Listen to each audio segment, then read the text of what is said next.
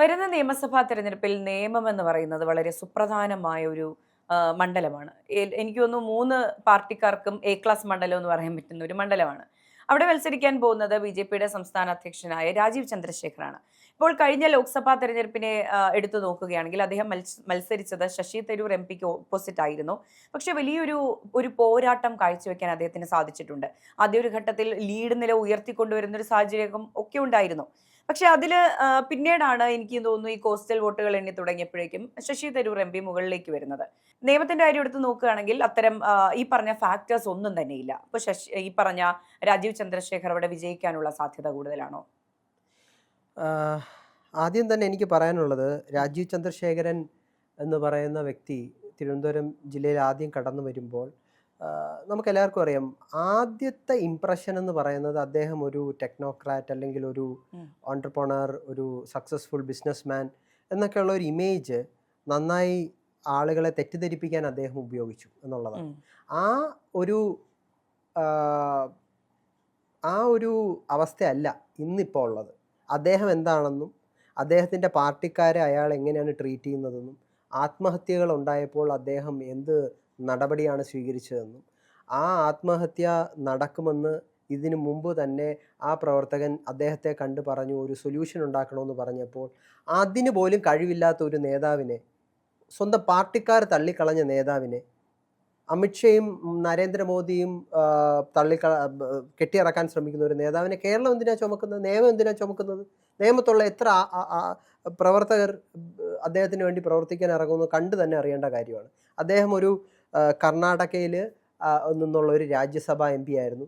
കേരളം എങ്ങനെയാണ്, കേരളത്തിൻ്റെ ബൗണ്ടറീസ് ഏതാണ്, കേരളത്തിലെ ജില്ലകൾ എത്രയാണ്, അല്ലെങ്കിൽ കേരളത്തിലെ ഓരോ മുക്കുമൂലയും അറിയുന്ന നേതാവാണെന്ന് താങ്കൾക്ക് തോന്നുന്നുണ്ടോ? ഇല്ല. തിരുവനന്തപുരം ജില്ലയിലുമായിട്ട് ബന്ധമുള്ള ഒരു വ്യക്തിയല്ലേ താങ്കൾ? താങ്കൾക്ക് അറിയുന്നത് പോലെ രാജീവ് ചന്ദ്രശേഖറിന് തിരുവനന്തപുരം ജില്ലയെ പറ്റി അറിയാമെന്ന് പറയാൻ പറ്റുമോ? അപ്പോൾ അതൊരു ഒരു ഒരു കുമിളയായിരുന്നു. ആ കുമിള പൊട്ടി, തനിയെ പൊട്ടി. അത് പൊട്ടിക്കാൻ ആ പാർട്ടിയിൽ തന്നെ കലിപ്പുള്ള നേതാക്കന്മാർ ജില്ലാ തലത്തിലുണ്ട്. അപ്പോൾ അത് ഇപ്പം തന്നെ അദ്ദേഹത്തിൻ്റെ കാൻഡിഡേറ്റ് ആരായിരുന്നു? നമ്മുടെ തിരുവനന്തപുരം ജില്ല അവർ വലിയ കൊട്ടിഘോഷിച്ച് CPM-ൻ്റെ സഹായത്തോടുകൂടി അവർ പിടിച്ചില്ലേ? ആ ജില്ലയിലെ ആ കോർപ്പറേഷനിൽ അദ്ദേഹത്തിൻ്റെ മനസ്സിൽ, ഈ രാജീവ് ചന്ദ്രശേഖരൻ്റെ മനസ്സിൽ ആരായിരുന്നു? ആരെ പ്രതിഷ്ഠിക്കണമെന്നായിരുന്നു? ശ്രീലേഖ IPS വെക്കാൻ പറ്റിയോ? പറ്റിയില്ല.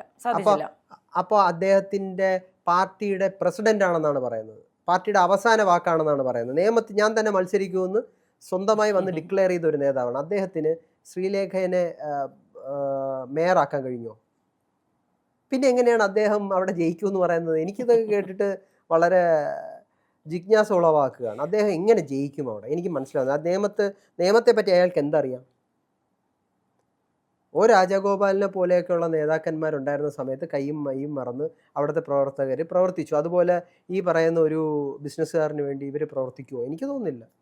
അതെ. അപ്പോൾ എല്ലാ കാലത്തും കോൺഗ്രസിനെ തുണച്ചിട്ടുള്ളത് ഈ തീരദേശ മേഖലയാണ്. Coastal areas. എനിക്കറിയാം, തിരുവനന്തപുരത്തെ വോട്ട് നിലയൊക്കെ പരിശോധിക്കുന്ന ആൾക്കാരാണെങ്കിൽ നമുക്കറിയാം ഈ ട്രോളുകളൊക്കെ വരും അവസാന നിമിഷം. തീരദേശം എണ്ണാറായോ എന്ന് ചോദിക്കുമ്പോൾ ഉണ്ടാകുന്ന ഒരു ആവേശം.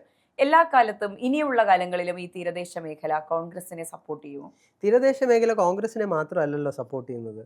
ഈ കഴിഞ്ഞ പ്രളയം ഉണ്ടായ സമയത്ത് പിണറായി വിജയൻ എന്താണ് തീരദേശ മേഖലയെ അഡ്രസ്സ് ചെയ്തത്? എന്തായിട്ടാണ് പറഞ്ഞത്? കേരളത്തിൻ്റെ സൈന്യം അല്ലേ, സൂപ്പർ ഹീറോസ്.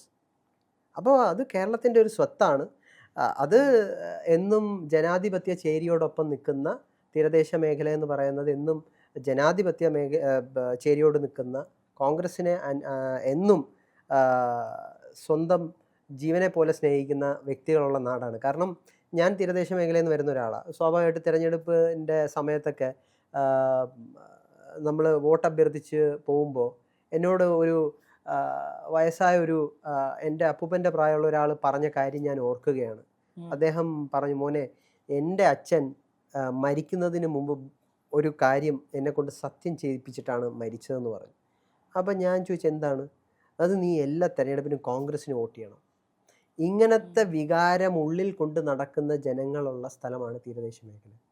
അപ്പം നമുക്കറിയാലോ, തീരദേശ മേഖലയിലുള്ള ആൾക്കാരുടെ പ്രധാന തൊഴിലെന്ന് പറയുന്നത് അവർ മത്സ്യബന്ധനത്തിനാണ് പോകുന്നത്. ഉം. അപ്പോൾ അവർ മാനസികമായും ശാരീരികമായും വളരെ ശക്തിയുള്ള ആൾക്കാരാണ്. അവർ ഈ പറയുന്ന BJPയിലും CPMയിലും ഒന്നും അല്ല വിശ്വസിക്കുന്നത്, അത് കോൺഗ്രസ്സിലാണ്. അത് നമുക്കൊക്കെ സന്തോഷമുള്ളൊരു കാര്യമാണ്. അതിങ്ങനെ തുടരുക തന്നെ ചെയ്യും. അത് തുടരും. അപ്പോൾ കുറച്ച് നാളുകൾക്ക് മുമ്പ് സംഘടിപ്പിച്ച തീരദേശ സംരക്ഷണ ജാഥയൊക്കെ ഇതിന്റെ ഭാഗമായിരുന്നു. ആക്ച്വലി അത് വളരെ യാദൃശികമായി സംഘടിപ്പിക്കപ്പെട്ട ഒരു ജാഥയായിരുന്നു. ഞാൻ നാഷണൽ സെക്രട്ടറി ആയിരുന്നു, KSUവിൻ്റെ ദേശീയ സെക്രട്ടറി ആയിരുന്നു. അപ്പോൾ അതിനുശേഷം ഞാൻ സ്വാഭാവികമായിട്ടും ലീഡർഷിപ്പിലുള്ള KC വേണുഗോപാലിനോടും അദ്ദേഹം ഡൽഹിയിലൊക്കെ ഉണ്ടായിരുന്ന സമയത്ത് എനിക്ക് ഒരുപാട് അദ്ദേഹത്തിൽ നിന്ന് പഠിക്കാനും അല്ലെങ്കിൽ അദ്ദേഹം ആയിട്ട് ഒരുമിച്ച് പ്രവർത്തിക്കാനും ഒക്കെ സാധിച്ചിട്ടുണ്ട്. കർണാടകയിലും ഗോവയിലും ഒക്കെ ഞാൻ വിദ്യാർത്ഥി സംഘടനയുടെ ചുമതല ഉണ്ടായിരുന്നു. അപ്പം പുള്ളിയോട് ചോദിച്ചു. അപ്പോൾ എന്നോട് പറഞ്ഞത്, നീ ട്രിവാൻഡ്രത്ത്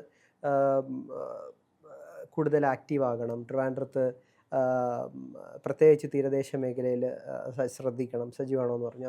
അതിനുശേഷം VD സതീശനുമായിട്ട് അദ്ദേഹമായിട്ട് സംസാരിച്ചപ്പോഴും ഈ പദയാത്ര നടത്തുന്ന ഒരു കോൺസെപ്റ്റ് ഞാൻ പറഞ്ഞു. അപ്പോൾ പുള്ളിയും വളരെ അകമഴിഞ്ഞ പിന്തുണ തന്നു. അന്നത്തെ KPCC പ്രസിഡന്റ് ആയിക്കോട്ടെ, VM സുധീരൻ പങ്കെടുത്തു. അപ്പോൾ ഈ പദയാത്രയെ പറ്റി പറയുകയാണെങ്കിൽ ആ സമയത്ത് 2 ബേണിംഗ് ഇഷ്യൂസ് ഉണ്ടായി. ഒന്ന് ഡ്രഗ്സും, 2 ഈ കടൽ മണൽ ഖനനത്തെ പറ്റി. അപ്പോൾ ഈയിടയ്ക്ക് ഒരു വ്ളോഗർ ഞാൻ പറയുന്നത് ശ്രദ്ധിച്ചതാണ്, അദ്ദേഹം പറയുന്നത് ഞാൻ ശ്രദ്ധിച്ചതാണ്. ഈ തീരദേശ മേഖലയിൽ ഒരുപാട് മിനറൽസ് ഉണ്ട്. അപ്പോൾ അത് ലക്ഷ്യം വെച്ച് അദാനിയെ പോലെയുള്ള ഈ ക്രോണിക് ക്യാപിറ്റലിസ്റ്റ് ആയിട്ടുള്ള ആൾക്കാർക്ക് ഈ മിനറൽസ് എക്സ്ട്രാക്ട് ചെയ്ത് അവർക്ക് അതിൻ്റെ അകത്തുനിന്നുള്ള ധാതുക്കളും ഒക്കെ ഉപയോഗിച്ച് കെമിക്കൽസ് പ്രൊഡ്യൂസ് ചെയ്യാം. അതിൽ നിന്ന് എന്തൊക്കെയാണ് ഉണ്ടാക്കുന്നത് നമുക്ക് ചിന്തിക്കാൻ പോലും കഴിയില്ല. അപ്പോൾ പക്ഷെ അങ്ങനെ ചെയ്ത് കഴിയുമ്പോൾ എന്ത് സംഭവിക്കും? ഈ മത്സ്യ മേഖലയിലുള്ള ഈ എക്കോസിസ്റ്റത്തിനെ അത് കംപ്ലീറ്റ് ആയിട്ട് ബാധിക്കും.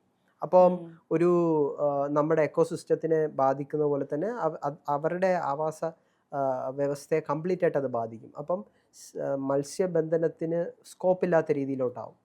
അപ്പോൾ അതിനെതിരെയും പിന്നെ വേറെ ഞങ്ങൾ ശ്രദ്ധിച്ചൊരു കാര്യം, ഈ തീരദേശ മേഖലയിലാണ് കൂടുതലും ഡ്രഗ്സിൻ്റെ ഒഴുക്ക്. അവിടെയുള്ള യുവാക്കളെ കൂടുതൽ ഈ കാരിയേഴ്സ് ആക്കാനായിട്ടുള്ള ശ്രമമുണ്ട്. അതിൻ്റെ പിറകിലും വലിയ നിഗൂഢ ശക്തികളുണ്ട്. ഒന്ന്, ആ മേഖലയിലുള്ള ആൾക്കാരൊക്കെ ഇങ്ങനെ ഡ്രഗ്സിൻ്റെ കാരിയേഴ്സ് ആണെന്നുള്ള ഒരു പ്രചരണം നടത്തുക. അങ്ങനെ അവിടെയുള്ള ആൾക്കാരെ സ്വാഭാവികമായി പതുക്കെ ഒരു ക്രിമിനൽ ആക്ടിവിറ്റീസിലോട്ട് തള്ളിവിടുക. അവിടെ ആ മേഖലയെ കംപ്ലീറ്റ് മാറ്റുക. നമുക്കറിയാം, ഈ ബ്ലൂ എക്കണോമിയെ പറ്റിയൊക്കെ പഠിക്കുമ്പോൾ നമുക്കറിയാം, അവിടെ ഒരു വലിയ റിസോർട്ട്സ് അല്ലെങ്കിൽ വേറെ ഒരു മാഫിയയെ കൊണ്ടുവന്ന് പ്ലേസ് ചെയ്യാനായിട്ടുള്ള ശ്രമം ബോധപൂർവമായി ഭരണകൂടത്തിൻ്റെ ഭാഗത്തു നിന്നുണ്ടായപ്പോഴാണ് ഞങ്ങൾ ഈ 2 വിഷയം ഉന്നയിച്ചുകൊണ്ട് സ്വാഭാവികമായിട്ട് അവിടുത്തെ സ്റ്റേക്ക് ഹോൾഡേഴ്സായിട്ടുള്ള കമ്മ്യൂണൽ നേതാക്കന്മാരുമായിട്ടും മത നേതാക്കന്മാരുമായിട്ടും ഒക്കെ ഞങ്ങൾ സംസാരിച്ച് അവരുടെ പിന്തുണ, അവരെ കൂടെ വിശ്വാസത്തിലെടുത്തുകൊണ്ടാണ് ഈ പദയാത്ര നടത്തിയത്. ഈ പദയാത്ര 3 ദിവസം ഭാരത് ജോഡോ ഒരു മോഡലിലാണ് ഞങ്ങൾ നടത്തിയത്. 64 കിലോമീറ്റർ ഞാൻ ഉൾപ്പെടെ 200 പദയാത്രികർ കൂടെ നടന്നു.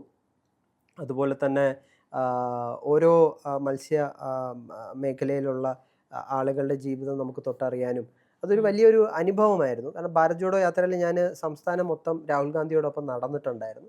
അപ്പോൾ അത് എനിക്കൊരു പ്രചോദനമായിരുന്നു. പിന്നെ നേതാക്കന്മാരുടെ പിന്തുണയുണ്ടായിരുന്നു. VM സുധീരൻ സാറ്, മുൻ KPC പ്രസിഡന്റ് പങ്കെടുത്തു. LDFിലെ ചില നേതാക്കന്മാരുടെയൊക്കെ സാന്നിധ്യം ഈ പദയാത്രയിലുണ്ടായിരുന്നു. അപ്പോൾ അതൊരു വലിയ അനുഭവമായിരുന്നു. അപ്പോൾ തീരദേശ മേഖലയെ കൂടുതൽ ഉൾക്കൊള്ളാൻ കഴിഞ്ഞു. അതെ, അപ്പോൾ ഈ പിണറായി സർക്കാരിന്റെ കാലത്ത് തികഞ്ഞ അവഗണന നേരിടേണ്ടി വന്നവരാണോ ഈ കോസ്റ്റൽ ഏരിയയിലെ ആൾക്കാർ? അത് അടിവരയിട്ട് പറയേണ്ട കാര്യമാണ്. അത് ഈ പദയാത്രയ്ക്ക് ശേഷമാണ് ഈ ടൈഡ്സ് എപ്പോഴും ബാധിക്കുന്നത് കടലിനോട് ചേർന്ന് താമസിക്കുന്ന ആൾക്കാരാണ്. അപ്പോൾ പ്രോപ്പറായിട്ടുള്ള ലാൻഡ് റിക്ലെയിം മെഷേഴ്സ് നടക്കുന്നില്ല. അതായത് ഇപ്പം നമുക്കറിയാം, ബോംബെയിലും അല്ലെങ്കിൽ ദുബായിലും ഒക്കെ പാം ഐലൻഡ്സ് നമ്മൾ കണ്ടിട്ടുണ്ട് അല്ലേ? അപ്പം ഇവിടെ നമ്മൾ കാണുന്നത് ഈ കടൽ ഇങ്ങനെ എടുത്ത് വരികയാണ്. അത് ഈ വിഴിഞ്ഞം പോർട്ടും ഒക്കെ അതിൻ്റെ ഒരു ഇമ്പാക്റ്റ് വർദ്ധിപ്പിക്കുന്നുണ്ട്. അപ്പോൾ അതിനെ അഡ്രസ്സ് ചെയ്യാൻ ഒരു വഴിയില്ല.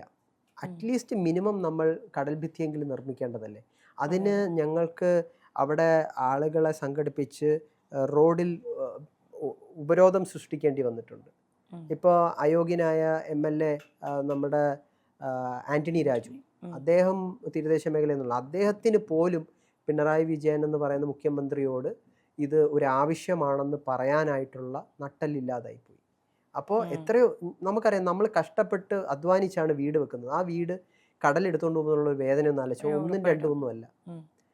എനിക്കറിയാം, നമ്മൾ എനിക്ക് തോന്നുന്നു ബീച്ച് റോഡ് വഴി പാസ് ചെയ്യുമ്പോൾ നമ്മൾ ഓരോ വർഷം കടന്നു പോകുമ്പോഴും ഓരോ വീടുകളായി നശിച്ചുകൊണ്ടിരിക്കുന്നത് കാണാൻ സാധിക്കും. അതെ അതെ. അപ്പം അവരുടെ വേദനയൊക്കെ ഉൾക്കൊണ്ടുകൊണ്ടാണ് നമ്മൾ പ്രവർത്തിച്ചിട്ടുള്ളത്. അപ്പോൾ അത് ഒരു അതാ ഞാൻ പറഞ്ഞ, അവരുടെ മനഃശക്തി എന്ന് പറയുന്നത് വളരെ വലുതാണ് ഈ തീരദേശ മേഖലയിലുള്ള ജനങ്ങളുടെ.